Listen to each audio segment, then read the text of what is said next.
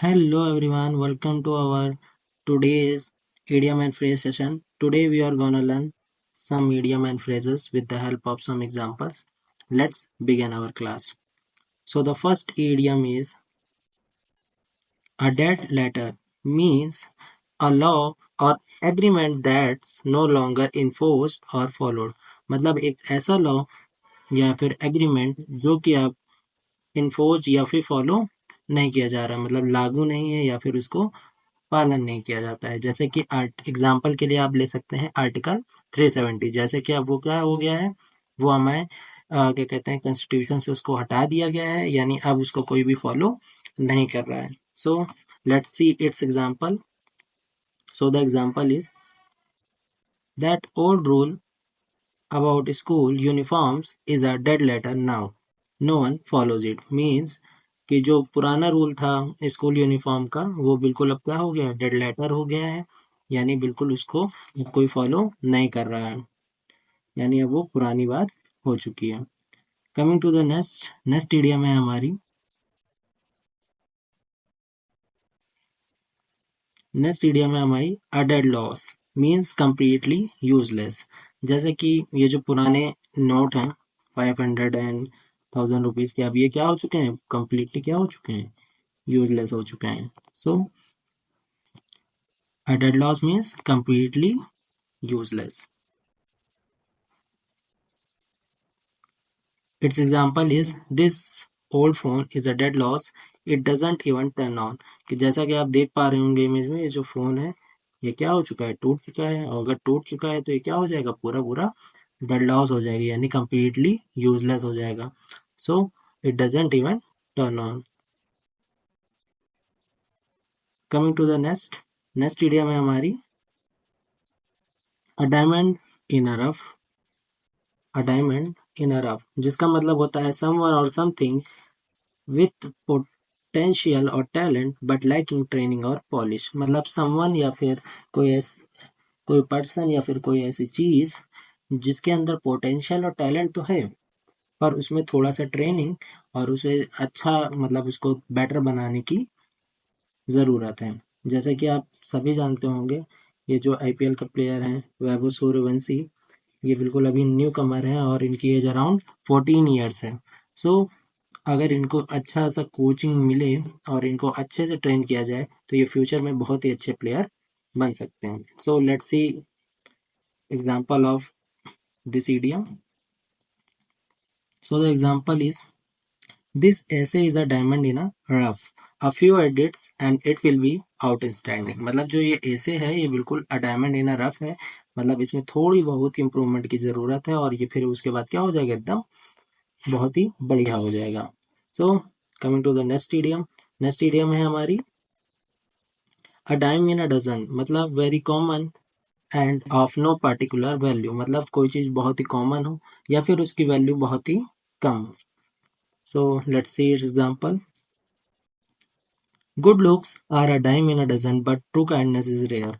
मतलब जो अच्छा लुक होता है वो बिल्कुल अ डाइम इन अ डजन है, यानी वेरी कॉमन है, जिसकी कोई एक्चुअल में वैल्यू नहीं है। लेकिन जो ट्रू काइंडनेस होती है, जो काइंडनेस का भाव होता है, वो क्या है, बहुत ही रेयर है। Coming to the next idiom. Next idiom है हमारी अ डॉग्स ब्रेकफास्ट। मतलब अ टोटल मैस, यानी हर चीज इधर उधर फैली हो, पूरा कमरा गंदा हो, मतलब पूरी तरीके से चीजें बिल्कुल एकदम तितर बितर हो जाएं। जैसे लाइफ में भी कभी कभी पूरी तरीके से मैच बन जाती, क्या करना क्या नहीं करना कुछ समझ में नहीं आता, तो वैसी सिचुएशन हम लोग कह सकते हैं कि my life become a dogs breakfast. Okay, so let's see its example. So the example is this room is a dogs breakfast, please clean it up.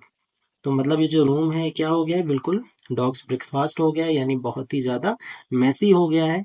तो आप इसे क्या करें, क्लीन करें, इसे साफ करें। तो क्या हो जाएगा, और डॉग्स ब्रेकफास्ट का मीन्स क्या हो जाएगा, इसका मीन्स हो जाएगा a total mess. Coming to the next next idiom है हमारी a dry run. A dry run means होता है किसी चीज का रिहर्सल करना या फिर किसी चीज की प्रैक्टिस करना। तो क्या हो जाएगी इसकी मीनिंग, अ प्रैक्टिस सेशन या फिर rehearsal. So Let's see its example.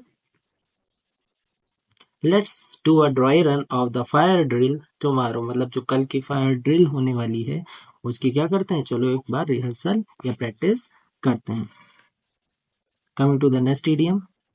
Next idiom है हमारी a fine of state affair, जिसका मतलब होता है एन अनप्लीजेंट सिचुएशन. मतलब एक ऐसी सिचुएशन जो आपको पसंद न है. जैसा कि आप देख रहे होंगे जो सॉक्स हैं, ये सॉक्स की कोई कभी भी मतलब उतार देता है, जो स्मेली होते हैं, तो वो सिचुएशन बहुत ही खराब होती है. मतलब वो बहुत ही अनप्लीजेंट सिचुएशन होती है. So we can say that a fine of state means क्या होगा, एन अनप्लीजेंट सिचुएशन. और एक बात बतानी है, वो ये है कि अ फाइन ऑफ स्टेट अफेयर्स, ये थोड़ा सा सरकास्टिकली यूज किया जाता है. मतलब किसी को व्यंग कसने के लिए या फिर मतलब थोड़ा सा रोस्ट करने के लिए इसका यूज किया जाता है. Let's see its example. You forget your homework again, that's a fine of state of affairs. यानी तुम अपना होमवर्क फिर से भूल गए. वाह, क्या फाइन स्टेट ऑफ अफेयर्स है. मतलब वो ये कहना चाह रहा है कि तुम अपना होमवर्क फिर से भूल गए. और ये क्या है, that's a fine state of affairs. मतलब वो तारीफ नहीं कर रहा है, वो एक तरीके से क्या कर रहा है, व्यंग कर रहा है कि ये तुमने एक बार फिर से वही अनप्लीजेंट काम या फिर मतलब वही खराब काम फिर से किया. Coming to the next idiom है हमारी a fire in someone's belly. मतलब इसका होता है one who is energetic and enthusiastic about something. मतलब एक कोई पर्सन हो जो क्या हो, बहुत ही एनर्जेटिक एंड एंथुजियास्टिक हो. जैसे कि छोटे बच्चे होते हैं, वो उनके पास बहुत ज़्यादा एनर्जेटिक होते हैं, बहुत ही ज़्यादा एंथुजियास्टिक होते हैं. ठीक. Coming to the its example. तो एग्जाम्पल है A true leaders always has a fire in their belly to bring change. मतलब जो ट्रू लीडर होते हैं उनके अंदर क्या होता है, a fire in their belly. उनके मतलब बहुत ही एनर्जेटिक होते हैं, जो कि चेंज को क्या करते हैं, चेंज को लाते हैं. ठीक है. Coming to the next idiom है हमारी a fly on the wall. इसका मतलब होता है an unperceived observer. मीन्स कोई चोरी छुप के आपको देखे तो उसको कहेंगे a fly on the wall. So let's see its example.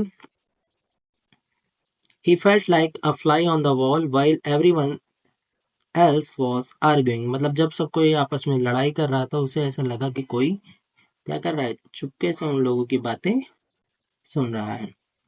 Coming to the next idiom. Next idiom है हमारी a flying visit. A flying visit मतलब वेरी शॉर्ट विजिट. मतलब बहुत ही छोटा सा विजिट. मतलब आप कहीं जाएं और बहुत ही जल्दी से वापस आ जाए तो उसे क्या कहेंगे, अ flying visit. So let's see its example. She made a flying visit to her hometown before returning to work. मतलब वर्क को रिटर्न होने से पहले वो क्या गई, थोड़ा सा अपने थोड़ा समय के लिए अपने होम टाउन होकर के आई, बहुत ही कम समय के लिए. So this is our today session. Thank you for watching. I hope you all like it. Please like and subscribe. Thank you.